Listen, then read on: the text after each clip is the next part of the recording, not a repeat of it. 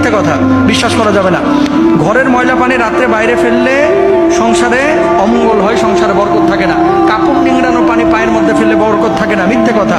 ব্যাঙ ডাকলে বৃষ্টি হয়, এমন কথা শোনেন আপনারা? ব্যাঙ ডাকলে বৃষ্টি হয়, বিশ্বাস করা যাবে না, এগুলো কুসংস্কার। রাতের বেলায় বাঁশ কাটা যাবে না, রাতে গাছের পাতা ছেঁড়া এবং ফল তোলা যাবে না। ঘরের চৌকাঠে বসা দারিদ্রতার লক্ষণ।